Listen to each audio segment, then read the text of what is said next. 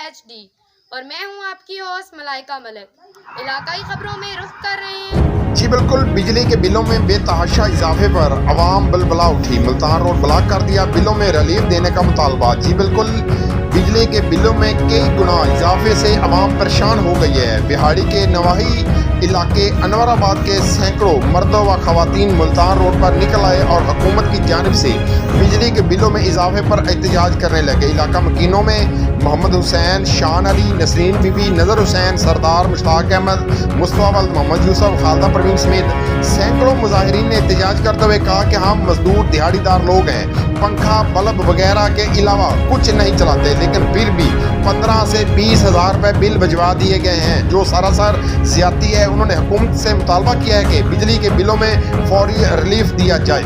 جی camera مین team کے ساتھ محمد شمول نذیر، بہاڑی۔ جی مزید خبروں اور اپڈیٹ سے باخبر رہنے کے لیے دیکھتے رہیے ایشین نیوز HD۔ ہمارے گھروں میں ایک پنکھا، ایک بلب، کوئی ہیوی مشینری نہیں ہے آ رہے ہیں، لیکن اسی بل بھریے، بچے کی روزی پوری کریے، کلا کلا بندہ کماؤن والا وا، اسی محنت مزدوری والے بندے ہیں، بل بہت زیادہ آ رہے ہیں، کی کریے بچیاں پورے کریے، بل بھریے 20-20 ہزار روپیہ بل آ رہا ہے، غریب بندے روٹیاں پورے کریے، بل بھریے